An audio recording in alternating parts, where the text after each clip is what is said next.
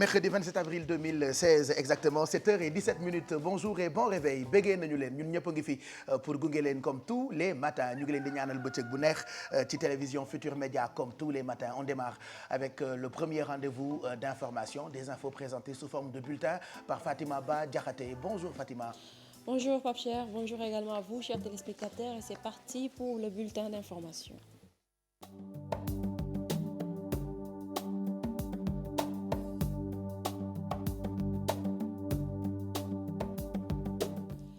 Éducation pour démarrer, un débrayage à 10h suivi d'une assemblée générale. Le grand cadre déroule son troisième plan d'action. Les enseignants exigent le respect des accords signés. Nous y reviendrons dans nos prochaines éditions. Chaude après-midi hier à Ouakam, de violents heurts ont opposé forces de l'ordre et jeunes de la localité. À l'origine, toujours le foncier dans ce quartier lébou. Des jeunes de Ouakam exigent la restitution de leurs terres bradées, disent-ils, par l'homme d'affaires Mbakiou Faye. Ces jeunes interpellent le chef de l'État qui, selon eux, leur avait promis de régler la situation une fois au pouvoir. Ibrahima Kane, Younous Diatta.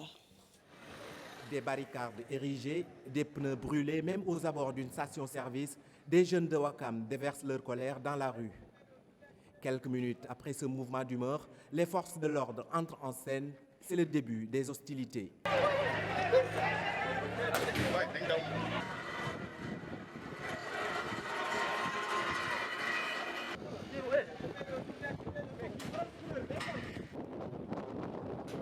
À l'origine de cette intifada, un problème foncier. Trop c'est trop, nous ne pouvons pas continuer à accepter que nos terres soient spoliées. C'est pour cette raison que nous manifestons notre colère. Nous demandons au chef de l'État de sévir. Il est au fait du problème. Il nous avait promis de nous restituer nos terres. léegi jeune Ouakam ñëpp ñoo booloo amul division amul mag amul kii ñëpp booloo pour récupérer suñuy patrimoine. Tous les jeunes de Ouakam sont unis dans l'objectif de récupérer leur patrimoine. Le chef de l'État a promis de restituer aux Lébous de Ouakam, de Ngor et Yoff leurs terres. Nous avons confiance en lui. C'est un homme de parole et il le fera. En croire ces jeunes, le régime libéral, mais aussi Mbakiou Faye serait responsable de la spoliation de leurs terres. Ils accusent ce dernier d'avoir bradé toutes leurs terres sur le site sise à l'ancienne piste de l'aéroport Léopold Sédar Senghor.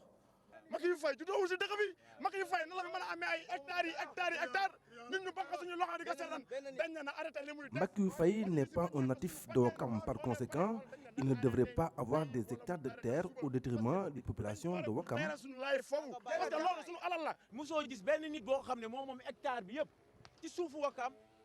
Un homme qui dispose de plusieurs hectares de terre à Ouakam au détriment des Ouakamois, c'est du jamais vu. Ces terres appartenaient à nos ancêtres qui les avaient cédées à l'État et aujourd'hui, l'État doit nous les restituer. Des manifestants interpellés, un blessé côté force de l'ordre, c'est le bilan de ces affrontements.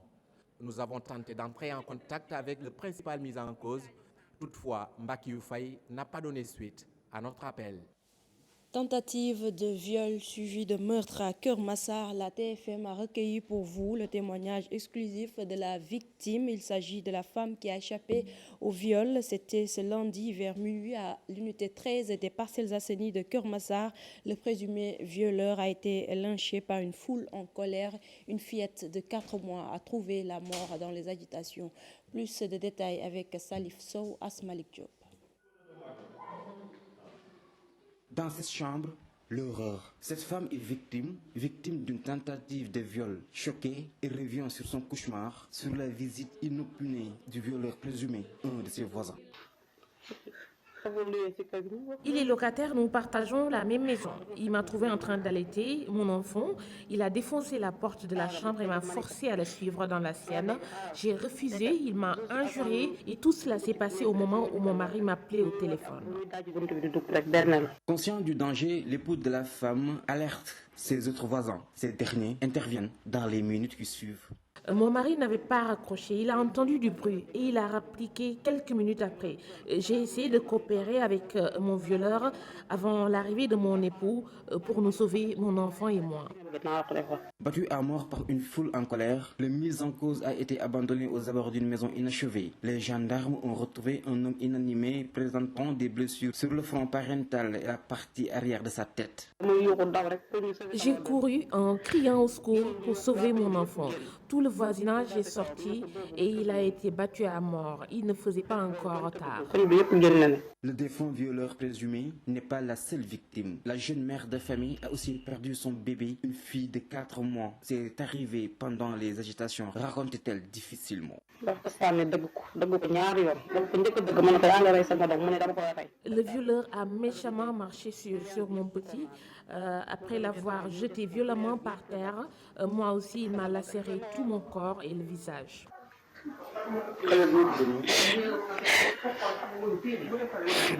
Le malheur ne venant pas seul, Khadifal a vu son époux arrêté par la gendarmerie de Keur Massar. La chambre du violeur présumé lynché a été aussi visitée par les enquêteurs. L'enquête suit son cours. Salif Sow, Keur Massar, en banlieue dakaroise, n'en est pas à son premier viol suivi de meurtre. L'insécurité règne en maître dans ce quartier à cause des maisons abandonnées, selon le délégué de quartier Djagili Diallo, que nous allons écouter. Sécurité partout, surtout dans ces parties des parcelles assainies entre l'unité 13, l'unité 14, 15, 16, 12. Il y a une sécurité permanente. Les gens n'attendent même pas la nuit pour passer aux actes, pour agresser les gens, des autres personnes. Ça, c'est un fait, il ne faut pas l'oublier. Il y a des maisons abandonnées partout, un peu partout. À l'unité 13 comme à l'unité 14, il y a des maisons abandonnées. Et la seule solution, c'est que l'État nous vienne en aide d'assainir les unités, sans compter l'éclairage public. Et nous vivons cette situation depuis des années, depuis les premières inondations de 2005.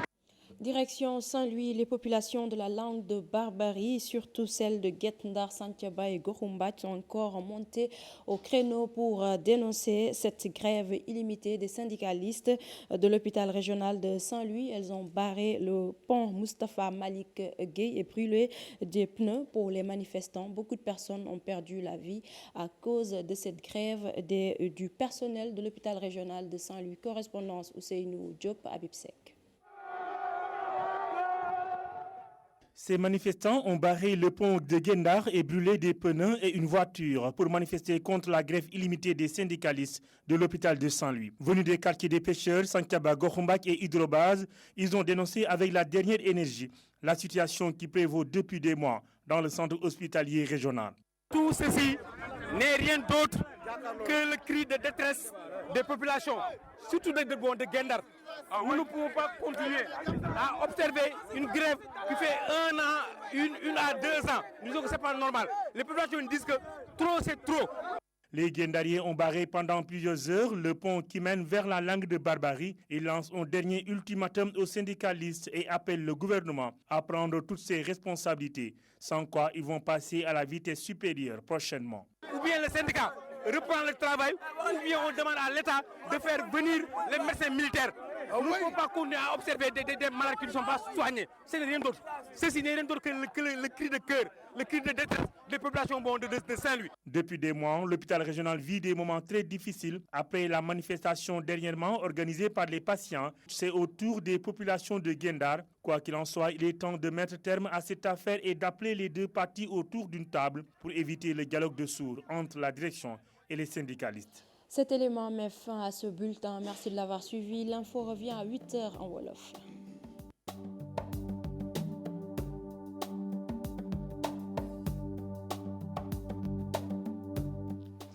merci Fatima Ba Diakhaté c'était le premier journal de ce mercredi matin te kat daf ñuy fooxal temps yi day jékki-jékki def cuut cap ñëw ñaari fan pare arrêté waat toogaat ñaari weer doog a dellu si mais c'est toujours un plaisir de la retrouver tous les matins pour jotaayu xibaar yi grâce ak rédaction bu télévision Futur Média fu ngeen xëyee da ngeen di tàggoo ak kumpa on te retrouve dans quelques minutes pour yéene kaay yeeg seeni xët bu ko defee ngeen mën a xam lu journée yeewoo tey ngeen mën a lire laataa ngeen di génn seeni kër et puis dinañ dem tam l'observateur fekk fa ki nga xam ne ni moo di Idrissa Sané pour mu jox ñi menu l'observateur bu tey mercredi 27 avril en attendant on retrouve Zeyna comme tous les matins pour xibaaru jaww ji bonjour Ndeye Seynabou Ndaté. Bonjour Pape Cheikh. koo dendal. nit sama mag bu baax. après ñu wan leen kan la Zeyna dendal tey c'est le grand très grand retour on va même célébrer ça Excidex li ngay bëgg lekk yëpp tey dañoo commandé yu baax yoo xamante ni dañoo bëgg a célébrer retouru kenn je vous dirai kan la mais restez avec nous comme ça di ngeen mën a ndékkeendoo ak ñun. Parce que tey dañoo bëgg a laaj ci ndekki li nag ndar la jógee vous comprendrez davantage ce qu'on a préparé pour vous ma cousine qui est là toute belle comme tous les matins Chiara on la retrouve tout à l'heure pour parmi nous Alfie qui se prépare Mado qui est là ce matin en attendant jaww ji Zeyna dañu koy xëyee ak Ndakaaru ak ni ñu yeewoo tey ak température bu toll ci 24 degrés. noonu la Pape Cheikh température bu toll ci 24 degrés moom la ñu yeewoo fii ci Ndakaaru Saint-Louis daal di yeewu ak 25 degrés Podor 27 degrés Matam 29 degrés Linguère 28 degrés Diourbel 26 degrés Kaolack 26 degrés Tambacounda 27 degrés Ziguinchor 25 Kolda itam 25 degrés Kédougou 27 degrés. ci ngoon gi nag Dakar dina am 28 degrés Saint-Louis daal di am 39 Podor 45 Matam 46 di température bi gën a rëy ci ngoon gi Linguère 44 Diourbel 44 Kaolack 45 degrés Tambacounda 45 degrés Ziguinchor 41 Kolda 42 Kédougou 44. géej gi nag Pape Cheikh tey benn yoon lay yéeg bu fukki waxtu ak benn ci suba si toftale juróom fukki simili ak juróom lay doon dana fer nag ñaari yoon njëkk na fer bi juróomi waxtu ci fajar gi toftale fanweeri simili ak juróom dana feraat si ngoon gi bu juróom benni waxtu toftale fukki simili waxtu yi gën ngir dem nappee ngi toll diggante ñeenti waxtu bu tegal juróom fukki simili ak juróom-ñaar jàpp juróom benni waxtu bu tegal juróom fukki simili ak juróom-ñaar boobu weesu na ba ca topp ci ngoon gi lay doon bu juróom-ñaari waxtu toftale ñaar fukki simili ak ñaar lay tàmbali jàpp juróom-ñaari waxtu bu tegal ñaar fukki simili ak ñaar jant bi nag fenk na bi juróom benni waxtu toftale ñeent fukki simili ak juróom-ñett dana soow ci guddi gi bu juróom-ñaari waxtu tegalee ñaar fukki simili ak juróom benn Pape Cheikh li gën a fës ci xibaaru jaww ji. leçon su buy météo da koy jàng comme ni ñuy jàngee leçon CM2 bu xëyee fajar li si teel leen ko. xam nga kii amu leen fayam de yéen ñiy seetaan da koy jàng comme jamonoy jàng leçon ay ñaar fukki simili ak ñeent ak yooyu yëpp ku ne xam nañu du ay kàddoom mënu ko sax waaye da koy répété bu xëyee am leçon su pour météo bi ñu ngi lay gërëm bu baax gërëm itam waa service national météo tout à l'heure on te retrouve pour horoscope beeg lii internautes yi di nekkee ci page officiel bu yeewu leen sama gars yi bëggee naa leen waaye bëggee naa leen bu baax bëggee naa leen bu wér Selvaas bëggee naa leen bu wér waaye bëggee naa leen bu wér sama gars yi bëggee naa leen bu wér bëggee naa leen moo xew de bëggee naa leen bu wér ah c'est ça le nuyoo du jour ah dama bëgg sax mu nekk nuyoo du moment bëggee naa leen koo romb yu rombal groupe xam leen ak ñàkk leen xam sama gars yi bëggee naa leen de waaye bëggee naa leen de Chiara ma cousine bëggee naa leen de bëggee yéen ñëpp bëggee nañ leen yeewu fajar àndandoo ak ñun exactement 7h30 laataa ñuy continuer suñu bëggee fii ba 11h comme bëggee nañu leen yéen ñi àndandoo ak ñun ci télévision Futur Média dañuy jàll ci yéen kaay yeeg seen i xët ci ndimbalu Fatima Ba Diakhaté dana koy njëkkee ak l'observateur mbir mi ñu tuddee affaire Aïda Mbodj l'observateur daf cee xëy tey ci xët bi ñoo ngi lire ci français ni conseil départemental de Bambey Aïda Mbodj engage la guerre. engage la guerre Pape Cheikh ci xët bu njëkk bu l'observateur ki nga xamante ne moom moo fi nekkoon présidente conseil départemental bu Bambey ginnaaw nag bi ñu fa ko jëlee moom Aïda Mbodj tekki ndomb tànkam ndax cumul de mandat nee na nag fasut yéene banque ay xom ndax dina topp nguur gi ci yoon loolee la fas yéene def yóbbu mbir yi ci yoon ngir rek ñu àddu ci li waral ñu jële ko fa te it ay moromam yu bëri nee na mi ngi ci même situation que moom. mbir moomu nag moo tax ba yéene kaay bi di quotidien xëy na tey di ñu xamal ni PDS le PDS dans une colère bleue. dans une colère bleue ci xët bu njëkk bu yéenekaay wi itam ba tey nga gis fa nataalu Aïda Mbodj ak ki nga xamante ne moom moo di Aliou Sow moom sax bokkatul PDS moom waaye li ci am jàppaleen ni Pape Cheikh ne ba tey dafa soxal li ñuy jëlee Aïda Mbodj ca conseil départemental bu Bambey ñu ne nag loolu dalee na metti lool rax ci dolli itam Aliou Sow mi ñu bëgg delloo ci assemblée nationale mu nar fa wuutu ñenn ci ay député yoo xamante ne dañoo tekki seen domb tànk muy ki nga xamante ne moom moo di Ousmane Ngom wala bokk Djibo Ka loolee neexul waa parti démocratique sénégalais. jiite parti boobu la sax di PDS maître Abdoulaye Wade moom la regard xëyee tey ci mbir moomee ñu tuddee affaire Aïda Mbodj ak conseil départemental bu Bambey maître Wade appel à la résistance. li mu ko baaxoo di defee Pape Cheikh moom mi fi nekkoon njiitu réew bu Sénégal li mu xamle moo di ne ay ñoñam daal waruñoo seetaan Aïda Mbodj ñoom ñëpp dañ ko war a jàppale ci xeex bi te xam ne it du xeexu Aïda Mbodj waaye xeexu PDS la. mbir moomu la ku ci wax tudd kii di Abdoulaye Diouf Sarr moo tax it yi nekkaay bii di laas dafa xëy ak moom tey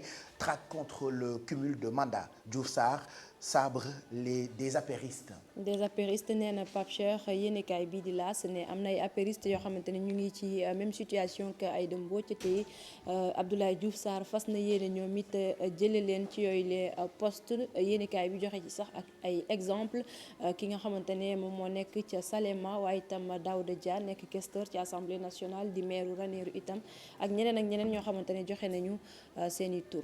ba ci président groupe parlementaire Benno Bokk Yaakaar di Moustapha Diakhaté moom sax wax na tey ci xëtu yéenekaay bii di Zoom ñoo ngi ci lire ay kàddoom ni nous sommes les boucliers du président Macky Sall.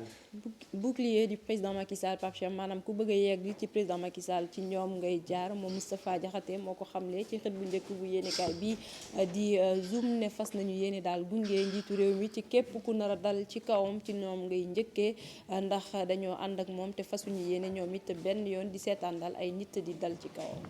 coow li am démb ca Wakam ba ay manifesté am fa ñu lakk fay pono police taxaw jéemoon jàmmaarloo ak askan wi génnoon yéenekaay yu bëri itam xëy nañu ci ba ci populaire mu ngi ñuy xamal bradage des terrains du village traditionnel lébu le foncier met le feu à Wakam. à Wakam Pape Cheikh démb tàngoon na lool foofee ca Wakam ndax ni ko yéenekaay bi waxee ay ndaw la yoo xamante ne dañoo génnoon wane seen bopp mu soxal coowal suuf seen suuf soosee ñu ne ñu jàpp ne am na daal ay nit yoo xamante ne dañu koy saax-saaxee di ko def naka sudul noonu te ñoom ñi dëkk Wakam ñu ne amuñu ci. coow loolu yéenekaay bi di évidence intifada la ko tuddee. intifada ndax tàngoon na lool di seen digganteeg takk der yi am na sax ñu bëri ci ñoom ñoo xamante ne teg nañ leen loxo yooyu lee ndaw lacrymogène bi démb bëri woon na fa lool ñu bloqué woon itam yoon yi ba oto daal mënutoon a dem mënutoon a dikk mu nekkoon ab ngoon daal gu tàng ca Wakaam. démb ba tey ñu ngi waxtaan ci yéenekaay yeeg seeni mbir ci lii ñu tuddee coowal emprunt obligataire bu mairie bu Dakar Khalifa Sall perd patience loolee ñu ngi koy lire ci xëtu yéenekaay bi di enquête. waaw enquête nag Pape Cheikh dafa xam ne rek ne maire bu Dakar boobu ba léegi mu ngi déglu nguur gi waaye mu mel na daal moom dafa jàpp ne nguur gi deful benn jéego ngir mu jot ci boobule emprunt obligataire ba tax na moom socialiste bi nee na moom it daal léegi lu muy def mooy yëglu ba ñu dégg ko ndax nguuru président Macky Sall nee na fasut yéene def li nga xamante ne moom moo ko war. Direct Info tey jii ci suba gi ci xëtam moo ngi ñuy xamal ni lu jëm ci coow la am ci dëkk boobee ñu naan Gambie lu toll ci ay nit yu réer ak yeneen i massacre yoo xamee ni am na fa un pôle d'avocats constitué pour déposer une plainte à la CPI.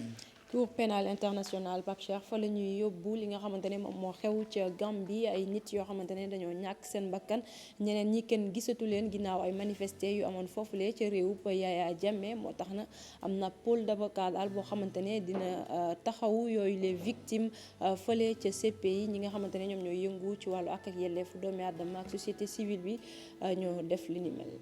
ñaawteef bi ñu waxtaane sànq ci journal bi yéenekaay yu bëri ñëw nañ ci ba ci grand place moom la def ci xëtam tey horreur la ko tuddee tentative de viol massacre du violeur meurtre de bébé ay xeetuk ñaawteef yoo xam ne gis ngeen image yi sànq ci télé bi looloo ngi ci xëtu grand place tey ci suba gi. Grand Place Pape Cheikh li mu xëy doy na waar ni nga ko waxee mu nga xaw ca Kër Massar nekk ca banlieue bu Ndakaaru ab soxna soo xamante ne am na ku ko doon jéem a sàkku mujjut a egg ci kawam waaye gaañ na ko ba noppi faat doomam bu amoon ñeenti weer askan wa nag ñoo daal di génn dóor waa ji ba moom it mu mujj ñàkk bakkanam. moom la demee sax ca kanam bu 8h jotee di nga ci ñëwaat ci journal bi ñu ngi lay gërëm bu baax Fatima Ba Diakhaté am nga temps wu ndekki ji maa lay simbi kon damay bàyyi du ma bàyyi kenn mu gérer ma sama problème quoi je te laisse le soin nga dem lekk li ñu fi am ci ndekki waaye lee ma seen yëpp mënoo koo jeexal de Diakhaté.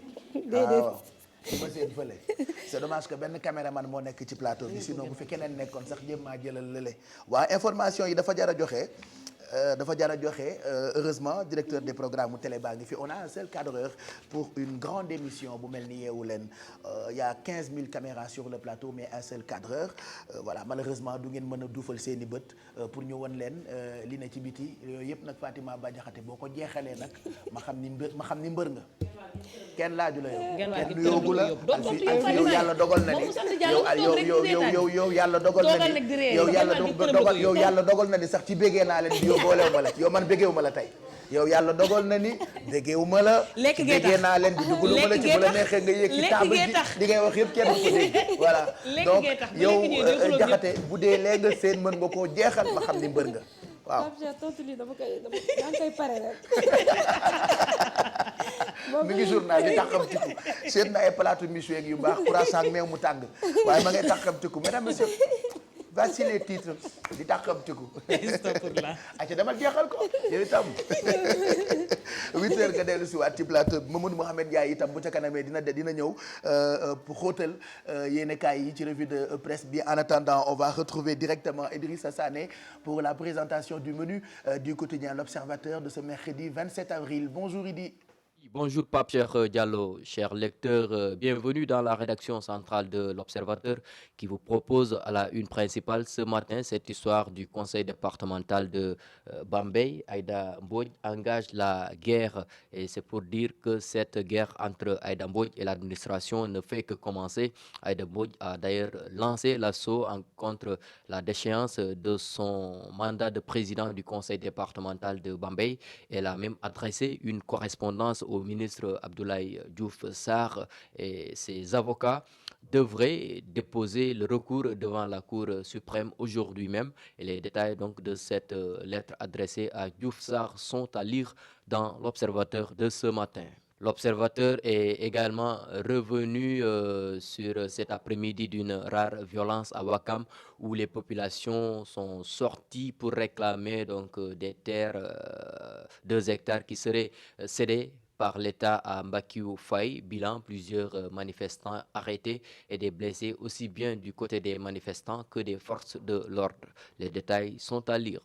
À lire dans la page faits divers cette tentative de viol qui vire au drame à Keur Massar, un photographe ligoté et lynché. Donc l'Obs raconte cette nuit d'horreur à l'unité 13 des Parcelles Assainies de Keur Massar où le photographe dépeint comme un drogué s'est introduit dans la chambre d'une dame pour tenter de la violer et face à la farouche résistance de cette dernière, il a piétiné à mort son bébé de 4 mois avant d'être à son tour lynché à mort par la population.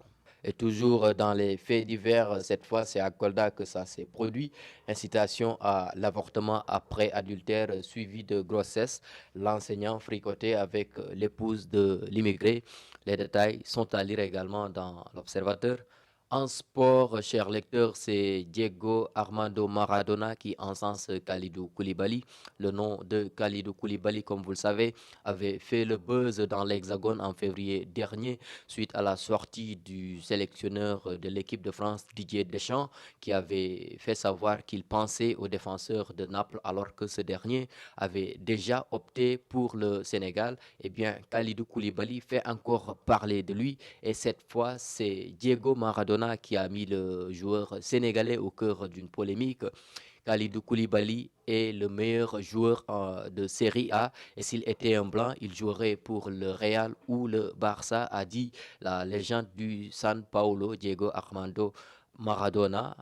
Avec 30 buts encaissés en Série A, le Napoli est la 2e meilleure défense du championnat italien derrière la Juventus et c'est grâce en partie à Kalidou Koulibaly.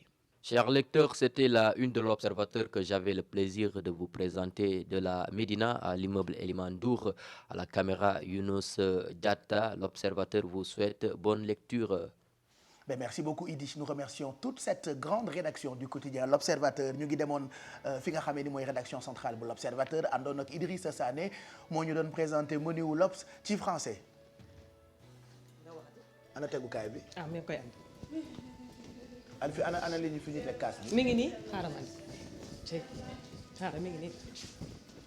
Alfi. mi ngi nii. ana fi ñuy teg kaas bi. mi ngi nii. yaa ngi laaj ko kuddu. ku dem bekk suukar.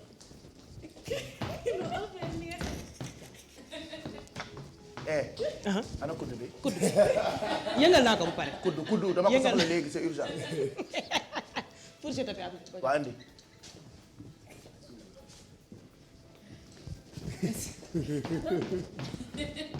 taxawal ma ñam taxawal sukkal laa sukk dooli ma ñaari bekk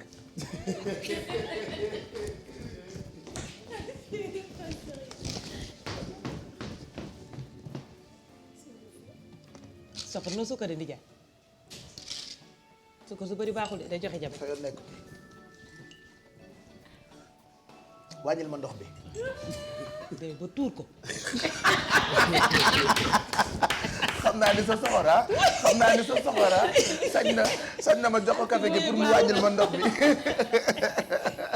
mel ni dégg naa café ak suukar dañoo àndoon dem doxaani ñoom daal bi ñu demee doxaani dugg ci kër xale bi suukar mel ni man bi fa foore dugg si waaye dafa tàng waaye suukar laa leen nettali de waaye dafa tàng torop xale bu jigéen bi meew ñëw ne ko waa chéri na nga def maa ngi sant xanaa tàng rek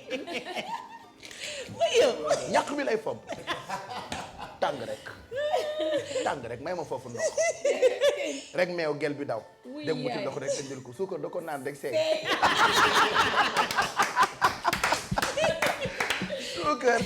suukar a am fit mu ne sama waa ji ñëw na kon dafa tardé loolu la d'accord ok vous avez de la chance parce que je pensais que lu toll nii yow leen on avait qu'un seul cadreur Petit est là ce matin vous ne le verrez jamais vous qui nous regardez mais moom il est derrière quoi mooy jëkkër EFAT voilà ñu ngi koy souhaiter bienvenue 7h44 mooy doog a jot mais sama gars yi béggee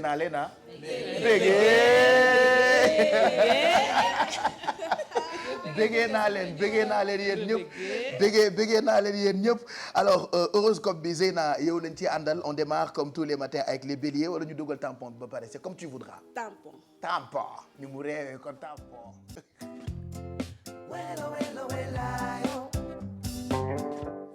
Après tampon horoscope bélier la ñuy commencer c'est bon. Oui Pape Cheikh c'est bon ça me va. mais doo leen nuyu di leen béggee naa leen. béggee téléspectateur waaye damay bañ génn buuba ne ma béggee bi nga wax ci télé bi pour lan la. ku lu ci yoonam ma. noppi naa xanaa waxuma dara sax tàmbali ko ak bélier yi Pape Cheikh bélier nee nañ leen tey jii c'est le moment ñu mën a wane seen bopp wane li nga xamante ne moom la ñu mën tey jii nag nañu xaw a égoïste tuuti xalaat seen bopp bu baax a baax d'autant que tey dinañ xalaat gravir quelques échelons wala placer la barre plus haute. Taureau yi ñoom seen caractère ak seen personnalité ñoom itam tey ji dinañ ko mën a wane bu baax a baax loolu dina leen may nag occasion ñu remarquer leen c'est le bon moment ñoom itam pour que ñu entreprendre et si cadre projet yi nga xamante ne ñu ngi koy am bu jaree ñu voyager sax nañu voyager. Gémeaux yi ñoom dañ leen di wax ne quand le sexe devient obsessionnel seen esprit dafa am tendance à vouloir se couper du monde nañu ressaisir nag et comme que xalaat yooyu kenn mënu leen ko tere mën nañu projeter wu en pensée dans les bras de l'être aimé ndax looloo tane. Cancer yi ñoom tey ji su fekkee ne dañu nekk en couple c'est le bon moment pour que ñu avancer loo projet en commun yi ñu am ak seen partenaire bu dee célibataire la ñu nag tey ji suñu moytuwul dinañ def une rencontre grâce à l'un de leurs amis. Lion yi ñoom am na une lune contrariante boo xamante ne tey jii dina leen xaw a assombrir xaw leen tayalloo tuuti waaye loolu bu mu leen empêcher ñu mettre à exécution lépp loo xamante ne prévoiroon nañ ko def depuis quelques semaines. Vierge yi ñoom su fekkee ne jamono ji amuñu benn problème de couple mun nañ programmer un beau week-end en amoureux wala sax benn voyage boo xamante ne bu romantique lay doon su dee célibataire lañu nag tey jii suñu moytuwul ñoom itam mun nañ def une rencontre. Balance atmosphère familiale bi nekk na atmosphère bu xaw a triste waaye nañu jàpp ne ñoom mënuñu lijjanti lépp te am na ay mbir yoo xamante ne mënuñu tere mu am alors nañu jàpp ne la vie continue et que surtout boule bi dana mës a tourner. Scorpion yi ñoom tey am na 1000 choses yu ñu war a def c'est épuisant waaye seen collaborateurs yi wala seen partenaire dinañ leen mën a dimbali il suffit juste que ñu demander leen ko. ñëw ci Sagittaire yi nga xamante ne nag ñu ngi leen di wax ne tey jii ñu ngi xalaat lu bare xaalis sans doute c'est pour fuir quotidien bu xaw a fàdd bi nga xamante ne ñu ngi koy dund xaalis boobu ñuy gént nag tax na ba ñu ngi rêver de suñ ko amoon lan lañ ciy def ak yu ni mel waaye ñu ngi leen di wax ne nañu liggéey bu baax a baax bu mu am benn conséquence ci seen liggéey te suñu liggéeyee ba pare nag mun nañ bégal seen bopp su boobaa après l'effort le réconfort. Capricorne yi tey ñoom dañoo jox bakkan torop lépp loo xamante ne plaisir la loisir la ak jeu tey jii daal ñoom dañuy bëgg di mettre seen bopp en scène tiitaru wane seen bopp tuuti waaye nañu éviter de prendre la grosse tête. Verseau yi ñoom tey jii ci journée bi dina am moment bu ndaw boo xamante ne dinañ bëgg des seen kër apprécier calme bi nga xamante ne moom moo fa am ak sérénité bi loolu nag dina leen permettre ñu def le point en toute conscience de lépp loo xamante ne war na changer ak lépp loo xamante ne doxul jamono ji ci seen biir vie te loolu dina leen permettre ñu mën a repartir ensuite ci anam yi gën. pare ak poisson yi ñoom seen i ay xarit dafa mel ni dañu nekk aux abonnés absents wala ñu ngi leen di def un tout petit peu la tête loolu terewul leen nag ñoom ñu ngi jël les devants pour avancer loo seen i ay seen i ay projet seen i ay xarit nag nañu jàpp ne ils finiront bien par se décider bientôt dinañ leen fekk si daal di leen gunge ci projet yooyu ñu am Pape Cheikh lii mooy horoscope bu tey yem ak mercredi 27 avril 2016. merci Zeyna horoscope bi la woon. loolu la signe yi xëyee tey jii ci suba gi on te remercie tu passes la matinée avec les internautes en même temps dans quelques minutes di nga dem ci jardin wu yeewu leen pour li nga xam ne ni mooy yeewu gym ak waa Rahma Damba fitness je rappelle que Facebook bi sujet bi ñu bàyyi ba ci kanam nga doog ko joxe. waaw mais ou bien mun nañ adopté waat rek suñu tradition du mercredi parce que c'est vrai que gëj nañ ko def voilà on pense aux enfants on pense surtout à notre enfance alors lan mooy bêtises yi nga xamante ne def ngeen ko ci seen enfance mu gën leen marqué yan moment ñoo leen gën a marqué ci enfance boobu alors dinañ lancer léegi message bi et vous pourrez commenter sur la page Facebook de Yeewu Leen en fin d'émission su dee am nañ le temps rek dinañ ñëwaat ci commentaire yooyu ngeen ñu bàyyeel. yow ban moo la marqué yow ci sa bêtises yi. man sama bêtise d'enfance. ay ex-Sidex. moom da doon diriger grève moo tax xamoo kii yow xam nga kii. loolu du enfance adolescence la. bon enfance.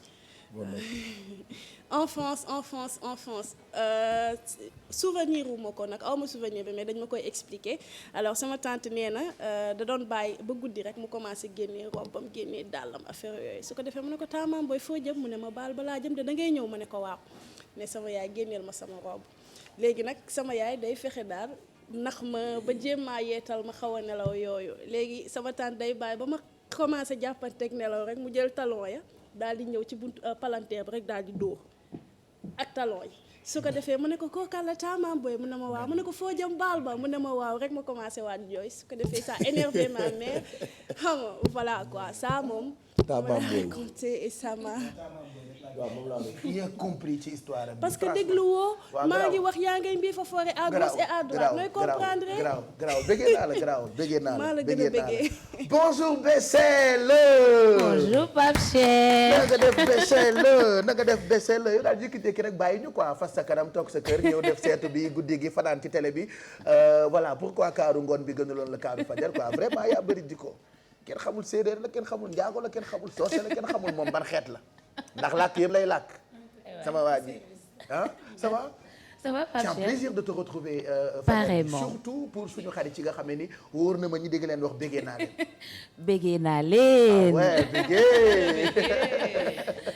Pape Cheikh maa ngi leen di nuyu di jaajëfal ñi ma bokkal plateau bi yëpp xam nga liggéey boo gis rek des fois dañuy pause tamit ñu xaw a yokkaat xam-xam bi tuuti te aussi xam nga nekkuñu fi woon nag looloo tax pour gars yi comprendre ko noonu di nuyu téléspectateurs yi di ko Pape Cheikh waxee rek tey retour bu neex la ma waa Yeewu Leen defaral kontaan nag ci teraanga bi nga xamante ne mais est-ce que mën nañu vérifier tuuti est-ce que mën ngeen ñoo may du ngeen ci mos yéen ñi seetaan teraanga retour Bessel bi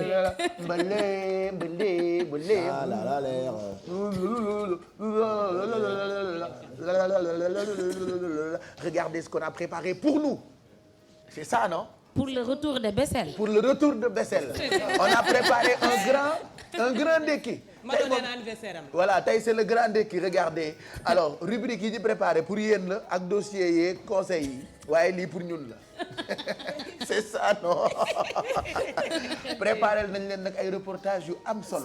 Xam nga ñun dañuy boole ñaar utile ak agréable waaye préparé nañu suñu bopp pour le retour de Bessel un grand ndekki. waaw yooyu dafa jar a waxtaane rek. Franchement mënuñoo dugg ci télé bu ne joxe fa ndekki. moo tax lépp dañu ko yemale ci suñuy biir. laaw la cat. on a tous l'eau à la bouche. Alors ñun ñu lekkal leen seen wàllu quoi. Regardez, am na beurre, am na saucisson, am na meew, am na méchoui, il y a même du poulet. Et je pense que tu peux commenter, chérie. Bonjour Alfie. Tu peux commenter ce qu'on a tey li ñu préparé pour ñun tey ci retour Bessel, notre grand ndekki. Et en plus ndekki li Ndar la jógee. C'est ce qui est grave. suñu ndekki Ndar lañ ko commenté.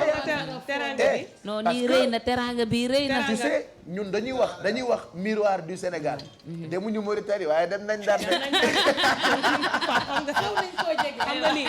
dañoo dem ba Ndar rek commandé fa suñu ndekki. Je te jure duut nañ leen ko de yéen waa Mauritanie. duut nañ leen ko de ku jiite seen délégation Mauritanie bi waxal ma ko kan la ku leen jiite kii waa Mauritanie la di gisoo ni ma ko duutee. duut nañ leen ko de ku leen jiite Ndiaga wala kat ku leen jiite Mamadou wala kat wax ba kilifa gu leen jiite.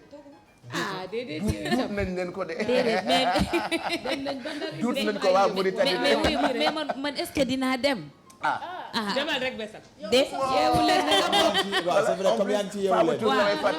Fama Thioune mu fuuy mi naan waa xam nga sama fan si nekk Mauritanie ñu ngi may réclamer ma ne ko yow yaa man te moo nga fan kenn laajte wala kan moo la xam Mauritanie yeewu leen rek la ñuy seetaan bu 11h jotee ñu fay seen télé tuut nañ leen ko de ndekki li Ndar la jóge jege nañu Mauritanie wax loolu xam nga fulbe mbi teddungal Teddungal Fuuta Jaloo Fuuta Maasina Fuuta Tooro yooyu yëpp suñu yoon nekk ci dañu ne oui ba tuut nañ leen ko rek. et je te jure télé bi dafa am léegi dañoo am waa fajar ak waa ngoon tendance bi nag tendance bu doy waar la boo xamante ni léegi dañu ko koy duutante moo tax waa pourtant kii kaaru ngoon la bokk di mun njaay maanaam duut nañ leen ko de duut nañ leen ko de moom kaaru ngoon la bokk même ku demul moom kaaru ngoon la bokk duut nañ ko kaaru ngoon la bokk moom night show na bokkul kaaru duut nañ leen ko de xam nga ni ngoon gi amu leen reer de ngoon gi amu leen reer de bàyyi rek ma jàmb leen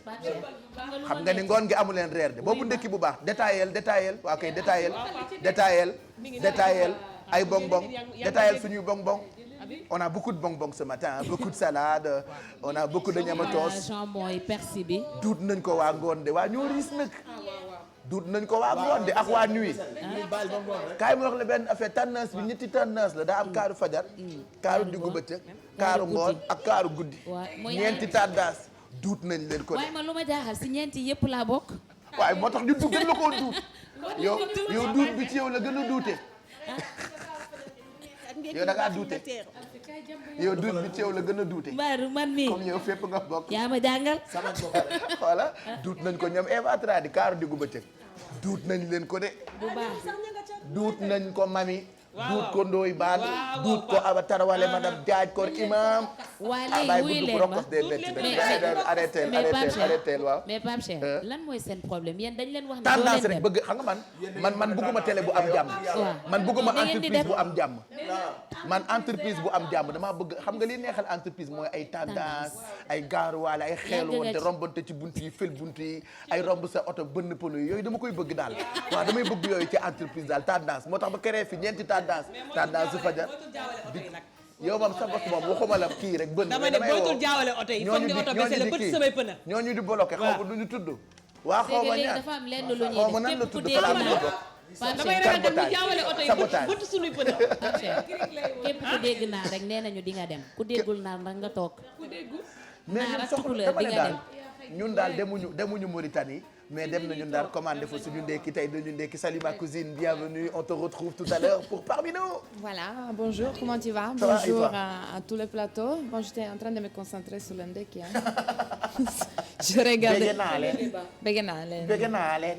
Alors oui, on se retrouve tout à l'heure. Hein. Ah ouais. Aujourd'hui, on va parler des communautés africaines qui résident au Sénégal, parce que quand même, il y a beaucoup de différentes communautés qui vivent ici au Sénégal. Je l'ai dit plusieurs fois, il y a 84 différentes communautés étrangères il y en a tellement qui ici. vivent au Sénégal. Donc aujourd'hui, on va rencontrer un jeune photographe congolais qui va nous parler aussi de la communauté congolaise et de comment les étrangers africains s'intègrent au Sénégal.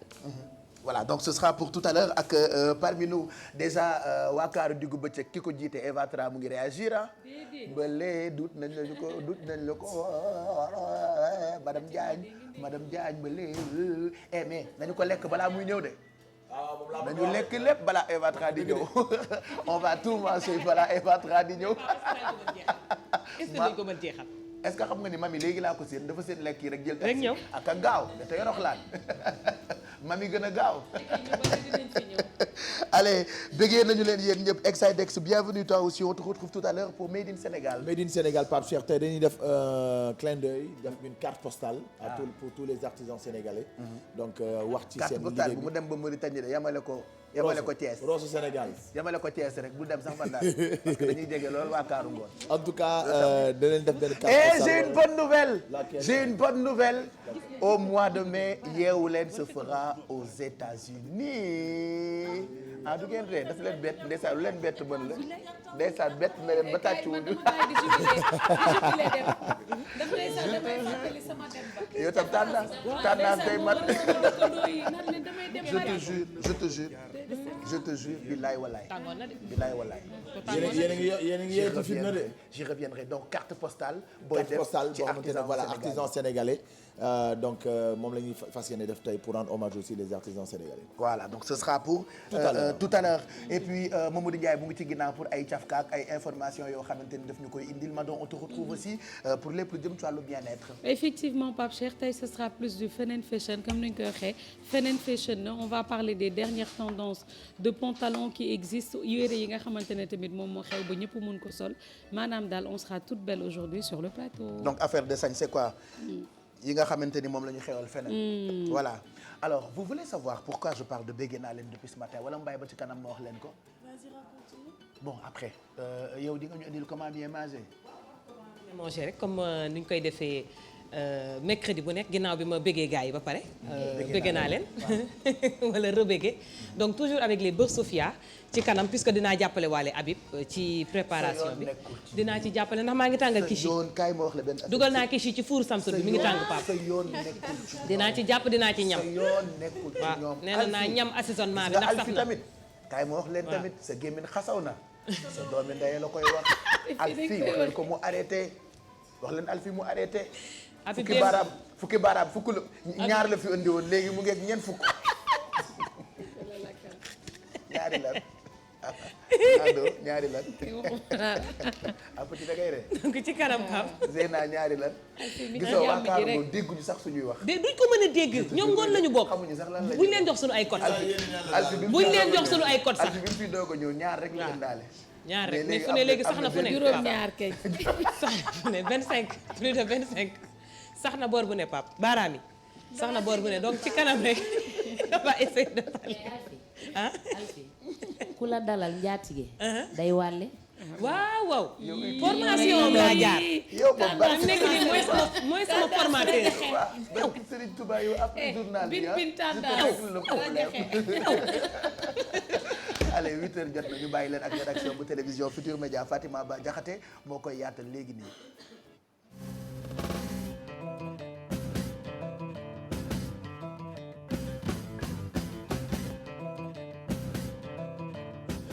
dellu di leen nuyu di rafetlu seen ànd ak Télé Futurs Médias xibaar yi ñu doore ko lu soxal njàng meek njàngale mi ab débrayage bu ñu toftantal ab assemblée générale la waa grand cadre di amal niki tey loolee ngir rek wéyal seen ñetteel plan d'action jàngalekat yi li ñu bëgg moo di nguur gi sàmmonteek diggé yi nga xamante ne jël na ko loolee dinañ ci dellu si ci ni mu ci suñu yeneen jotaay xibaar ñu wax ci li nga xamante ne moom moo xewoon démb ca Wakaam ngoon gu tàng tàng jër ay jàppante diggante ndeyu wakaam ak ay takk der loolee nag li ko waral moo di ne ndeyu wakaam yooyu dañ doon sàkku daal ci homme d'affaires bii di Mbakiou Faye mu delloo leen seen suuf ndax jàpp nañ ne ay hectares yi suuf la ñu fa bradé ñu ne loole nag du yoon ndax ñoom ñi dëkk wakaam amuñu ay terrain loole nag ñu ngi sàkku ci njiitu réew mi président Macky Sall mu wax ci ndax moom moo leen diggoon ne bu yegsee ci pouvoir bi dina ko saafara ñu teewlu ci Ibrahima Kane Younous Diatta. ay koñ ñu baare ko ay pneu ñu taal ko ba ci wetu station d'essence bi ñenn ci ndawu wakaam mer ba futtu la ñu def ay simili yu néew gannaaw mouvement d'humeur bi takk der yi ci la ñu yëg si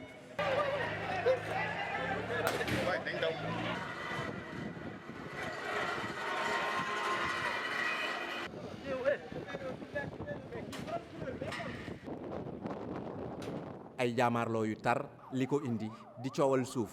trop c'est trop mënul ñëw jël suñu suuf di ko caxatee boobu ba léegi kenn du si wax dem nañ si terrain bi taxaw jàmmaarloon nañ ak ñoom ba mu saf dañu lancé appel gouvernement bi ne président Macky Sall moom fii la fi taxawoon ne bu jotee réew mi dina delloo waa Wakaam seen suuf kon donc xam na problème bi am si piste bi léegi nag mobilisé wu nañ ñun nekkuñu fi pour golo boy baabun di dundee suñuy maam ñoom ñoo ko fa def. léegi jeune Wakaam yëpp ñoo booloo amul division amul mag amul kii ñëpp a booloo pour récupérer suñuy patrimoine dañ koy jël te Macky Sall taxaw na ci sud bi nee na bépp lébu muy Wakaam muy Yoff muy Ngor suñuy terrain dinañ ñu ko delloo xam naa ne nitu parole la xam naa ne dinañu delloo suñu parole. bu ñu sukkandikoo ci ndaw ñi régime libéral ak Mbakiou Faye lu njiit njaaga ñooma ci spoliation terre yi fii ci Wakaam ñoom ndaw ñi di joxoñ baaraamu tuuma Mbakiou Faye ne ci site bi nekk ci ancienne piste aéroport Léopold Sédar Senghor suuf yañ ca amoon yëpp moom moo ko def naka sudul noonu. Mbakiou Faye juddoo si dëkk bi Mbakiou Faye na la fi mën a amee ay hectares ñun ñu banque suñu loxo di ko seetaan dañ na arrêté li muy def bañu ñu si ba ñàkk suñu bakken on est prêt xool dañ na arrêté tey wala mu arrêté suba parce que dañ pare pour terrain suñu laay foofu parce que loolu suñu alal la. mosoo gis benn nit boo xam ne moom hectare bi yëpp ci suufu Wakaam ci suufu doomu Wakaam te titre foncier Wakaam la parce que mag ñi dañ ko fi bàyyi woon joxoon ko état Sénégal di ko utiliser ba soxlootu ko war nañu ko mën a delloo ñun nag jeunes yi mënuñu xool benn nit di ko jaayee des millions Mbakiou Faye voilà en plus doomam wax nañu lu ñu métti dañu saaga ci olof nee na lan lañ doon xoolee ba ñu jël seen terrain yëpp. ay manifestants ñu teg leen loxo kenn am ci ay gaañu ci takk der yi lu ni mel di bilan cong yi Mbakiou Faye ñu joxoñ ko baaraamu tuuma ci mbir mi jël nañu suñu téléphone jéem ko woo wante nag moom mi yeyul yàbbi ci mbir mi. ñu dem ba ca Kër Massar Parcelles Assainies nekk ca banlieue bu Ndakaaru foofee nag daanaka ab musiba moo fa am benn soxna bu ñu doon jéem a sàkku waa ji mujjute yegg ci kawam waaye gaañ na ko ba noppi faat doomam amoon lu toll si 4 weer waa jooje nag askan wa mere ko lool ba tax na dañu ko topp dóor ko ba moom it mu mujj ñàkk bakkanam ñu teewlu ci ab reportage bu Salif Sow Asmalik Diop. ci biir néeg bi caméra yi di waaj a dugg musiba moo fi xew soxna si la loola dal ci kawam moom dafa am kenn koo xamante ni da ko doon jéem a sàkku te ki doon jéem a def lu ne mel mu ngi xamal ne du keneen ku dul dëkkandoowam mbir maa ngi ko jàpp ba léegi ki gaañu gaañoom mu ngay dikkaat ci musiba bi lee. dafa luyee ci kër gi ñu bokk benn kër. waaw dafa fekk ma tëddee nàmpa sama ko daal di buntu bi dugg ci biir fekk ma ci kaw laal ma jógee nga dem suma nekk ma ne ko man sa nekk duma fa dara ni ma mu saaga ma léegi ma ne ko waaw léegi xaaral fekk juste avant muy dugg ci néeg bi rek sama jëkkër woote na bu muy woote ak bu muy dajji bunt bi di dugg rek benn la. mu xam ne musiba ngi yor njaboot ga borom këru soxna si la jëlee téléphone am woo yeneen dëkkandoom yi ngir ñooñu wallu. téléphone bi coupé ko maa sama jëkkër loolu dégg rek daw ñëw mais ma bëggoon balaa mu ñëw ma am temps ma koy nax naa ko waa xaaral may ma mën na xale bi su ma ko naxee pare man di nga bëgg naa la ko defal. ñu dóor ko ba mu ñàkk bakkanam ñi ko dóor mbooloo la boo xamante ni dafa meroon ba futu moom mi ñu njortu ne dafa bëggoon def lu bon dey ñu ngi ko sànni ci benn wuti kër band na ko fa kër ga dañ koy tabax noppee gut gendarme yi di ñuy war a yore wàllum l'enquête bi ba ñu ñëwee fekk ñu ko bakken ay gaañu gaañu lañ seetlu ci kanam gi ak it ci bopp bi. dama yuuxu daw rek pour ñu sauver sama doom génn di yuuxu waa koñ bi yëpp génn daal si kawam ñu ko dóor ba mu tëdd noonu fekk boobu kenn tëddugul koñ bi yëpp génn na. ki faatu te ñu jàpp ne da doon jéem a sàkku soxna Sile du moom képp mooy ñàkk bakkanam ci coow lile xale bu jigéen bi nga xamante ni moom lañ doon jéem a sàkku day ñàkk it doomam ñeenti weer la am xale bu jigéen la nee na li la mu ngi xewee ci ba waa ji dajee néeg ba dugg fa bëgg a àgg ci kawam mu bañ. daf ko sànni dëgg ko ñaari yoon daf ko njëkk a dëgg mu ne ko yaa ngi rey sama doom mu ne dama koy rey dëggaat ko xale bi dee sama yaram bi yëpp da koo maat boo gën a jot si moom mu jot si moom sama yaram bi yëpp la dagg xëcc sama doom sànni suuf dëgg ñeenti weer ak genn wàll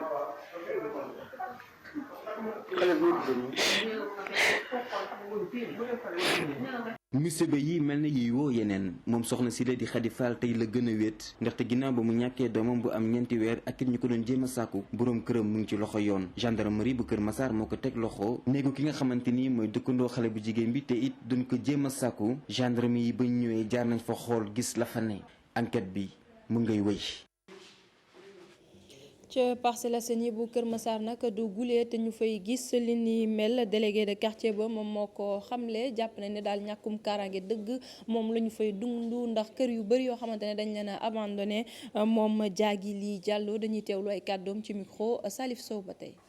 tout récemment rek à l'unité 14 am na lu fa amoon te tamit constamment yu mel noonu daf fiy am ndax comme dafa nekk dans une zone boo xamee ne. inondation yi sonal nañu malfaiteurs yi aussi dañuy dëkk ci kër yi bu dul loolu sax même les repris de justice pour ñu nëbbutu du ñu luwee ci yeneen quartier yi dañuy préférer ñëw fii làqatu loolu lu am la gendarmerie mënul nekk partout à la fois mënu fa ndax diggante fii ak gendarmerie boo ko calculé presque ça doit faire 1 kilomètre et quelque xaaju guddi nit ñi tëdd ki nga xam ne dafa jóg pour def lu bon kooku gendarmerie mënu ko surveiller saafara bi mooy daal éclairage public jigéen ñi dañ dem marché yëpp ay 5 heures du matin dañ leen di dog di dem seen àll. tuxum yamba bi aussi wax nañ loolu moom bëccëg lañ koy def sax. ñu dem ba ca diwaanu Saint-Louis foofee nag askan wa dëkkee ca langue bu Barbarie rawatina ca Guet Ndar Sanca Baak goxu Mbàcc ñoo mer ba futtu ndax grève yu bëri yu ñu nemmeeku ci hôpital régional bu Saint-Louis nee na yooyu les grève sax tax na ba ñu bëri ñàkk seen bakkan ci fañ yi ñu génn ñu ne loole nag dafa war a dakk ba tax na ñoom it wane nañ seen mer daal di baare rek pont bu Moustapha Malick Guèye naka noonu taal ay pneu ngir rek wane li nga xamante ne moom moo leen metti li ñu bëgg moo di grève yooyu dakk ni mu gën a gaawee ñu teewlu ci suñu ay correspondant foofule ca région bu Saint-Louis di Ousseynou Diop Habib Seck. pont Moustapha Malick Guèye dañ ko baare woon ñi amaloon li ni mel mooy askan wi nekk ca gox mbaay Gendar Santhiaba ak Hydrobase ñoom la ñu naqarlu bokk na ci grève yu bari yi nga xamante ni dañ koy nemmeeku ci hôpital régional bu Ndar dox na ci diggante syndicalistes yi ak direction bi ñuy loolu la ñu bëgg mu dakk bu fekkee ne loolu amul daañu génnaat ci mbedd mi wane seeni naqar. tay nañ ci syndicat tay nañ ci ay problème sunu ñun pêcheurs yi sonn nañu dee nañu ñun pêcheurs yi hôpital syndicat geraw guddi geraw bëccëg rey nañ fi 150 liir fan yi rey nañ fi ay sunu yaay dee nañu sunu papa yi dee nañu.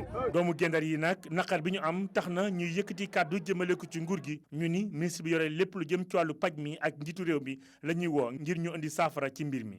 gouvernement Macky Sall bi bu fekkee moo fal Eva Maricor naka wax ni que syndicat yi fi nekk nañ leen dàq tay yi noonu ci nit ñi. ay weer a ngi nii hôpital régional bu Ndar di dund ci ay jafe-jafe xeex bi dox ci diggante syndicalistes yi ak direction bi di wéy ñoom ñi nga xamante ne ñooy askan wi ñu ni lii la ñu bëgg mu dakk mbir mi ñi nga xamante ñoo ciy loru mooy askan wi feebar te bëgg faju mu ngoog fii la ñu yem ak yéen ci xibaaru juróom-ñetti waxtu yi jaajëfal leen bu baax a baax ci teewlu bi rédaction bi dina fi teewaat benn waxtu ak yeneen i xibaar laata loolu yeewu leen day wéy ak Pape Cheikh.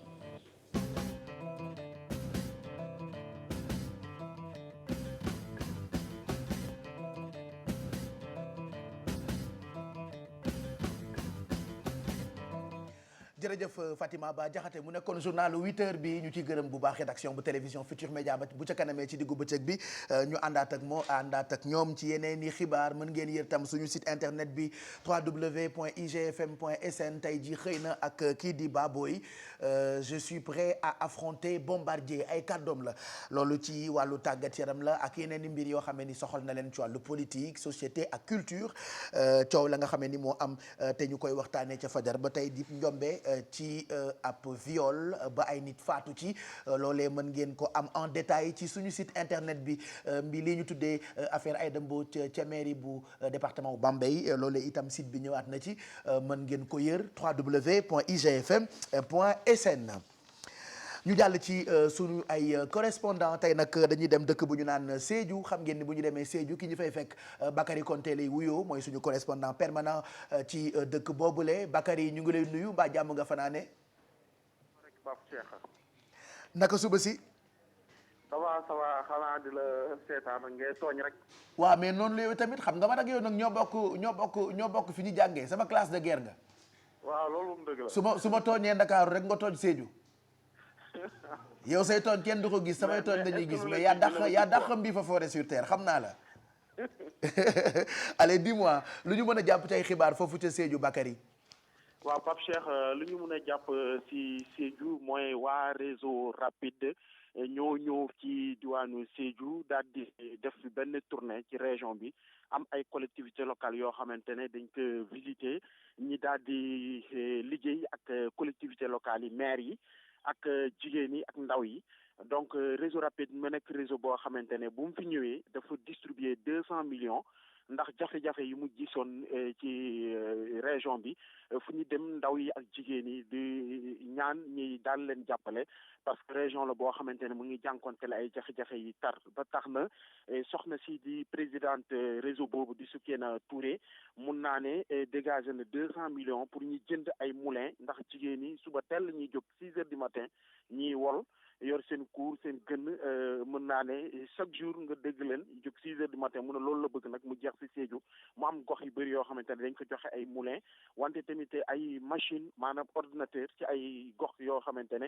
xamuñu luy ordinateur xamuñu luy internet mu daal di jënd aussi ay groupe électrogène jox ko gox yooyu pour que ndaw yi mën a utiliser loolu di ordinateur wante tam ñi créer ay centre de formation pour jigéen yoo xamante ne nekkuñu di jàng maanaam balaa ñuy toog noonu ñuy jàngal leen luy ñaw donc loolu la ñuy mën a jàpp ci information boo xamante ne moo gën a sës fii ci région bi mu am sax ay jigéen yoo xamante ne dañ leen jox ay billet d'avion pour une première fois pour ñu mën a dem bitim réew daal di xool yeneen jigéen yi li ñu fay def pour daal ñoom tamit ñu mën a taxaw bu fekkee machine yooyu jot nañ ko ñu mën a xam nan la ñu mën a liggéeyee donc loolu lañ mën a jàpp ci diwaan bi Pape Cheikh mu am sax ay maire yoo xamante ne ñu ne pour la première fois soxna soosu moo leen jàppale pour ñu mën a dugg avion dem ut ay partenaires ndaxte ak acte 3 décentralisation bi gis nañu gox yi bëri ñu ngi si ay jafe-jafe donc partenaires yi ñoo leen si mën a génnee mu ñëw kooku moo leen di jàppale di leen yóbbu ci ay dëkk yu bëri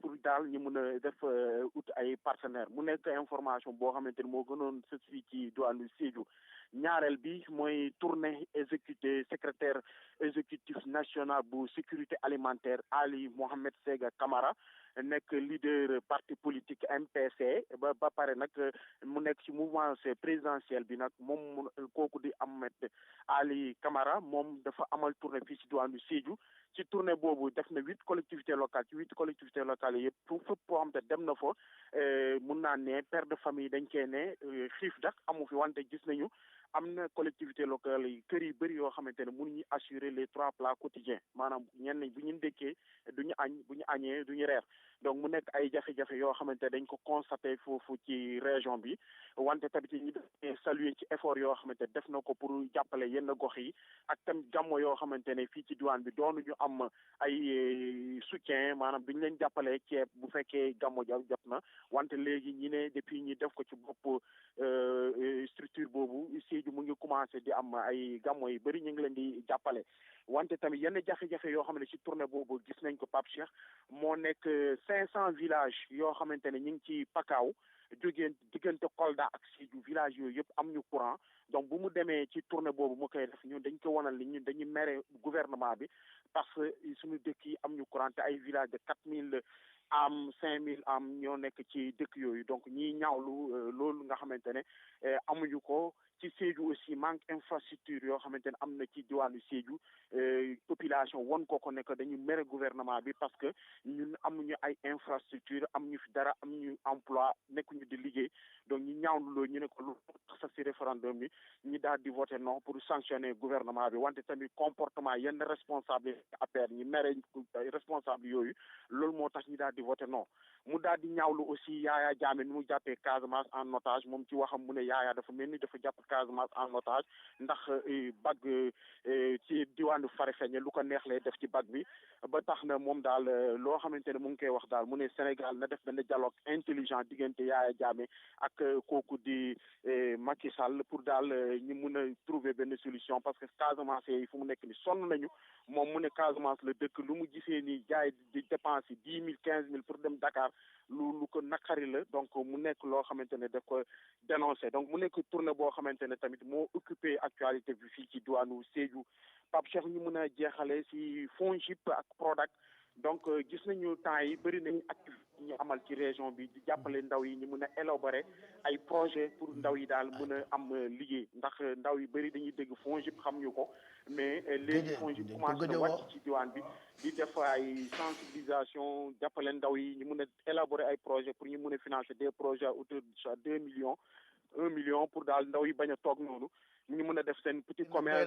poulailler ak yooyu mun naa ne Pape Cheikh information bu ma woo dama ne jeex na gën a sët fii ci diwaanu si Bakary tey sa affaire bi dafa gudd waaw tey dafa gudd quoi dëgg la yu gudd yi pour lan la mën a war yem ci saar yu gàtt yi non c'est bien comme ça mu gën a leer quoi dañ laa gëj a woo merci Bakary ñu ngi lay gërëm bu baax ñu bàyyi la nga dem àggali liggéey bi foofu Sédhiou bu ca kanamee xëy na ñu jokkoowaat ak yow quoi à condition nga gàttal parce que tey dafa gudd torop ñu ngi lay gërëm bu baax béggee nañu leen ñu ngi àndandoo ak yéen tey daanaka lii mooy super ndaje ndax ñëpp fi ne on est 250 ci benn émission 250 animateurs ci benn émission kenn mësul gis li Mado Kiara Alfi Exidex Kumba Besen Ndiaye Fama Tour sax seet naa ko te baat balaa dégg ma ngay defaru di wax rek sax comme léegi day présenté keneen ki nu mu tuddati Mamadou Ndiaye waaw ak ki Tigo ñëw na moom itam ak Zeyna ci rubrique la bokk mais buuba lu ci sa yoon buuba bàyyi ñuy liggéey mais franchement mais lu ne ci yére Mado bi sax aussi yére bi la sol biig moom it mais Mado yére bi nga soloon démb ngir yàlla gënoon ci bul weer xale bi Mado nañ laajte prime rek Mado da nga redoubler nañ laajte prime dami ma Mado mi ngi yolleeku mu ngi yolleeku Mado mi ngi yolleeku mu ngi yolleeku mu ngi yolleeku naa tëre di rek non et puis du même yére bi sax biddanti tu subee bëri woon nga ñawti ñaari chemise voilà comme fan yi dama maigrir ma def ci beneen chemise voilà ma defaat beneen pantalon bu xonq li nga may def Pape Samba Thiam nee na yére bi saf na saabu ak ndox déedéet donc ko bàcc biig weer ngelaw yi tel ko nga xëy sax ay waay moo ci ne de tissu bi maanaam 4 mètres avant laa doon ñëwloo tarkalla maa ngi ci 2 mètres léegi te dama jëndoon 4 ba tey parce que tissu bee bëri woon nga ñëw ko parce que démb boo leen seetloo boobu bouton bi dafa tëju te bii dafa ibbeeku dafa am différence ñaar bi différence mooy rouge bi ci kaw rouge bi ne put waaw mais coupe bi ba tey du benn coupe bële dafa tëju woon ok bii dama ko tijji d'accord astafurlaa dafa tijjeeku ci ñaw bi est-ce que mën ngeen ma seetal œil du tigre démb ci guddi comme ça ma xool différence bi ci détails yi s'il te plaît Pape Samba Thiam préparé ma ko ci ginnaaw en attendant lan moo tax depuis ce matin ñu naan leen bégee naa leen lan moo tax ñu leen koy wax regardez et juste après on se retrouve daba aaj sama waaj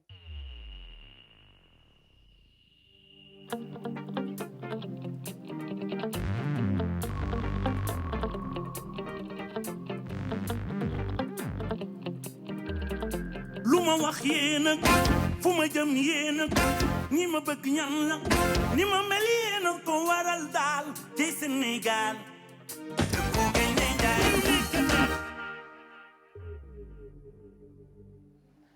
duma ci soreegum bientôt béggee naa leen lii tax da nga bëgg mu ñëwaat boo bëggee mën di beneen boo bëggee mën di beneen ma tegal la beneen duutaat ma ko ma xool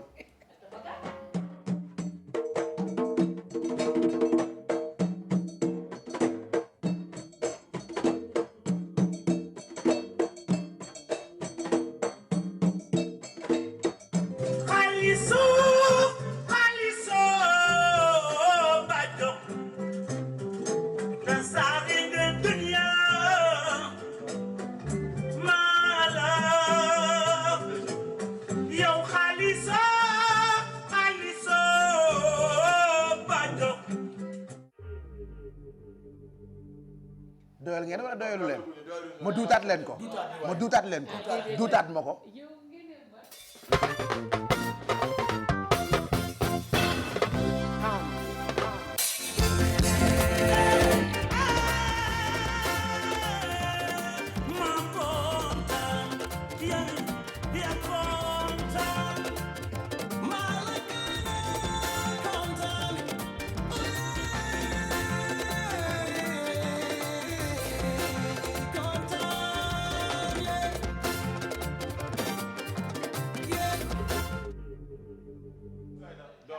bu ngeen bëggee ma duutaat leen ko de non ci kanam ci kanama ci kanama ci kanama ci kanama ci kanama ci kanama bëggee naa leen ndax ku songu daan ci barke Serigne Fallou li ci des yëpp nag damay bàyyi ba ci kanam ma doog cee sori en attendant dañ leen di bàyyi ak Zeyna pour Yeewu Gym. taluma dara ak xuloo waa Rahma Damba fitness xam ngeen ne mercredi bu jot ñoom ñooy ñëw ci biir Yeewu Gym coach Mouhamed Mr Stress mi ngi fii Fat Kiné Gaawa Sonn mi ngi fii coach Madiaye Womanizer mi ngi fii Philomène ñoom Amina tout le monde est là et comme la semaine dernière nee nañu tey tamit aérobie la ñuy proposé la semaine bële yow chaque jour aérobie ngay def yow tam coach Mouhamed nag aérobie mooy ban mooy bii def nii ngay box ah boobu tey boobu ma toog xaar leen waaw tey dafa mel ni da ngaa déstressé de yow ci nga dëkk balaa maa jékki rek nga war caméra bi ginnaaw ay robel ma gis let's go gaa ñu dem yes son acha let's go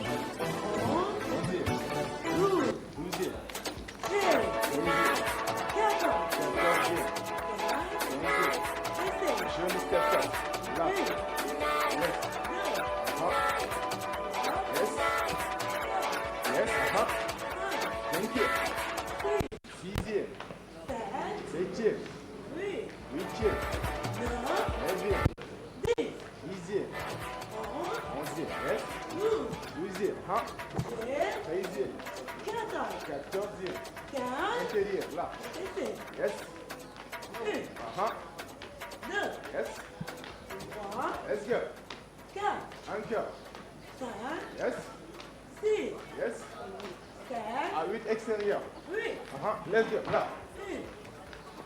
2, 3. Yes. 4. 5. Yes. 6. Ah oui, on va faire les 3. 7. Et 8. Let's go. Là. 2 et 3. Yes. Encore. 2. Yes. 3. Encore. Let's go. Yes. 5. 6. Yes. C'est le dernier step touch. On va bien. Est-ce que ça va? On va changer l'autre jambe. 4. 3. 2. Let's go. Là. Yes. Yes. Yes. Septième. Huitième. Neuvième. Dixième. Onzième. Douzième. Yes. Treizième. Quatorzième. Quinzième. Let's go. Intérieur. Là. Yes. Yes. Quatrième. Cinquième. Sixième. Septième. Let's go extérieur. Là. Yes. Encore. Yes. Cinquième. Sixième. Septième. Let's go, on y va les trois. Là. Yes. Encore.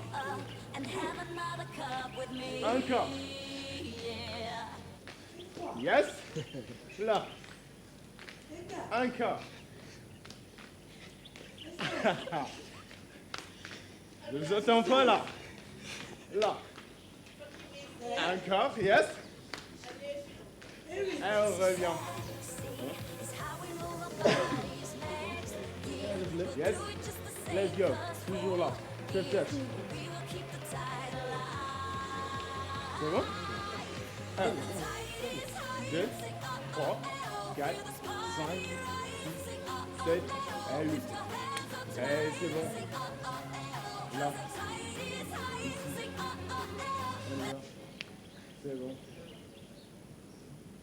Derrière. Devant. Là. Travaille un peu aussi. Bien. Chargé. Et c'est bon pour aujourd'hui.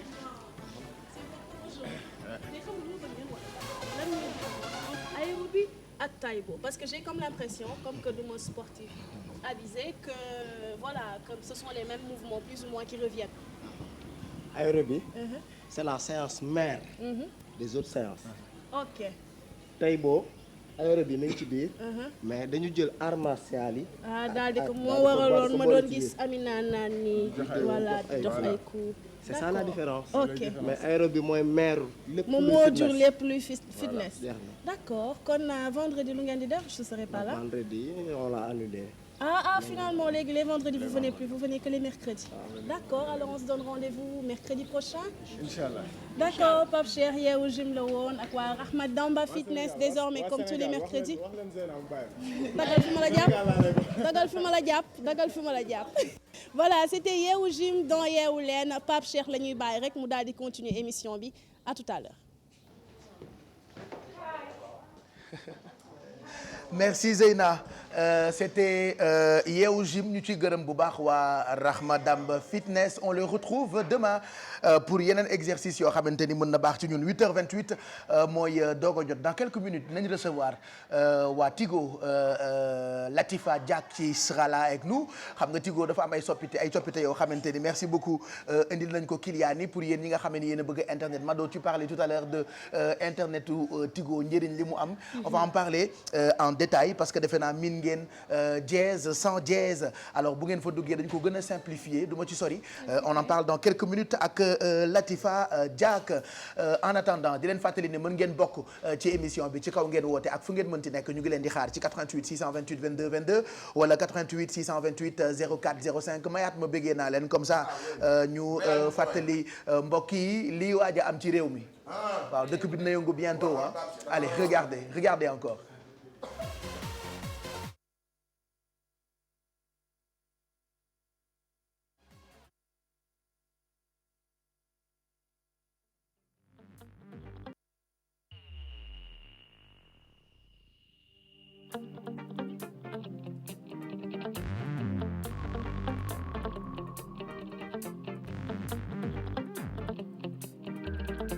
lu ma wax yéena fu ma jëm yéena ñi ma bëgg ñan la ni ma mel yéena ko waral daal ci Sénégal